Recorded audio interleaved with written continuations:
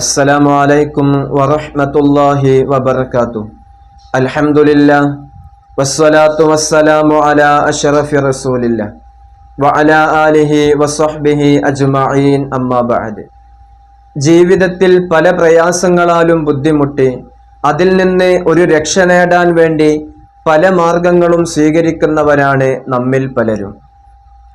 അനിസ്ലാമികപരമായ പല കാര്യങ്ങളിലും ബന്ധപ്പെട്ടുകൊണ്ട് പരിശുദ്ധമായ ദീനിനെ കളങ്കപ്പെടുത്തുന്ന രൂപത്തിൽ ഷിർക്കിലേക്കും മറ്റും ബന്ധപ്പെടുന്ന ആളുകൾ നമ്മുടെ ഇടയിൽ ധാരാളമുണ്ട്.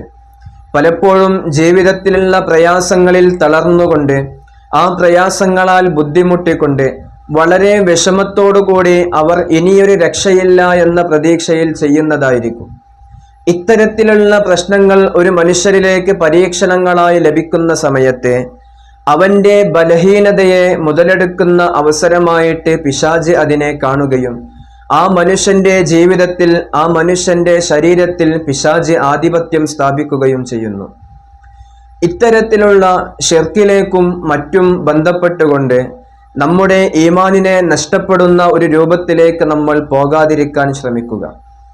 എന്ത് വലിയ പ്രയാസമാണെങ്കിലും എത്ര വലിയ ബുദ്ധിമുട്ടാണെങ്കിലും എല്ലാം അള്ളാഹുവിൽ നിന്നാണ് എന്ന് അടിയുറച്ച് വിശ്വസിച്ചുകൊണ്ട് പരിശുദ്ധമായ ഈമാനിൽ നിലനിന്നുകൊണ്ട് അള്ളാഹുവിലേക്ക് അങ്ങേയറ്റം അടുത്തുകൊണ്ട് പരീക്ഷണങ്ങളിൽ നമ്മൾ വിജയിക്കുകയാണെങ്കിൽ യഥാർത്ഥ മുത്തഖീങ്ങളായ ഫായിസീങ്ങളാണ് നമ്മൾ എല്ലാവരും.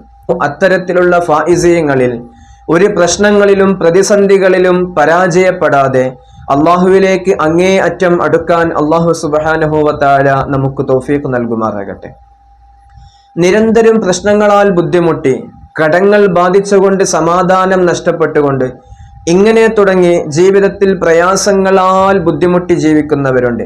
രോഗം ഒന്നിനു പിറകെ മറ്റൊന്നായി വന്നുകൊണ്ട്, അതുപോലെ തന്നെ കുടുംബങ്ങളിൽ സമാധാനമില്ലാതെ നിരന്തരം കലഹങ്ങളിലൂടെ ജീവിക്കുന്ന കുടുംബങ്ങൾ, ഇത് രൂപത്തിൽ മക്കളെ കൊണ്ട് സമാധാനം നഷ്ടപ്പെട്ടവർ, അവരുടെ ജോലിയുമായി ബന്ധപ്പെട്ട വിഷയങ്ങൾ, ഇങ്ങനെ തുടങ്ങി നിരന്തരം പ്രയാസങ്ങൾ അനുഭവിക്കുന്ന ഒരുപാട് ആളുകളുണ്ട്. അള്ളാഹു സുബ്ഹാനഹു വ തആല ഷിഫാഇന്റെ മജ്ലിസിൽ ഇരുന്നു കൊണ്ട് ഈ പറയുന്ന ഓരോ കാര്യങ്ങൾ കൊണ്ടും, ഈ പറയുന്ന ഓരോ ദിക്റുകൾ കൊണ്ടും, അള്ളാഹുവിന്റെ ഓരോ വാക്കുകൾ കൊണ്ടും നമ്മുടെ ഓരോ പ്രശ്നങ്ങൾക്കും അള്ളാഹു പരിഹാരം നൽകുമാറാകട്ടെ. പ്രയാസങ്ങളാലും ബുദ്ധിമുട്ടുകളാലും വളരെ വിഷമിച്ചുകൊണ്ട് ജീവിക്കുന്ന ഓരോ ആളുകളും ഈ അമല് ജീവിതത്തിൽ ചെയ്യാൻ വേണ്ടി ശ്രമിക്കുക.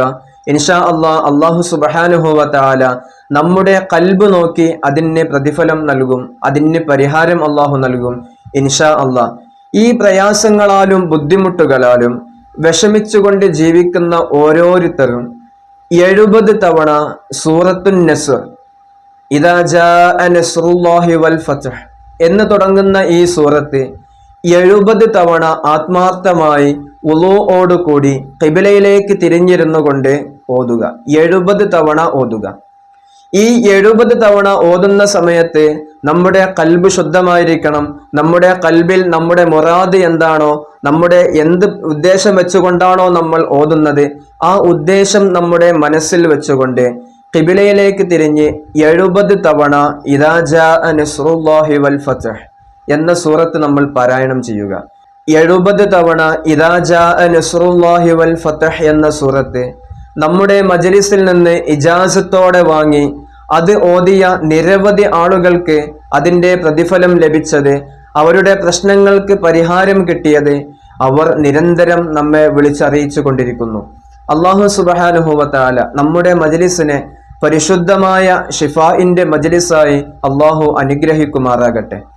ദിനം തോറും നമ്മുടെ മജ്ലിസുകളിൽ പങ്കെടുത്തുകൊണ്ട് ഈ മജ്ലിസിൽ നിന്ന് പറയുന്ന ഓരോ അമലുകളും സ്വീകരിച്ചുകൊണ്ട് അതനുസരിച്ച് ജീവിതത്തിൽ പ്രവർത്തിക്കുന്ന ഓരോരുത്തർക്കും അള്ളാഹു സുബ്ഹാനഹു വ തആല അവരുടെ എല്ലാ പ്രയാസങ്ങൾക്കും എല്ലാ ബുദ്ധിമുട്ടുകൾക്കും പരിഹാരം നൽകുമാറാകട്ടെ.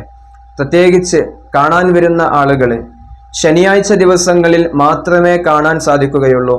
അതിന് ആദ്യമേ ബുക്ക് ചെയ്തതിൻ്റെ ശേഷം മാത്രം വരാൻ വേണ്ടി ശ്രമിക്കുക. അള്ളാഹു സുബ്ഹാനഹു വ തആല തൗഫീഖ് നൽകുമാറാകട്ടെ. അസ്സലാമു അലൈക്കും വറഹ്മത്തുള്ളാഹി വബറകാതുഹു.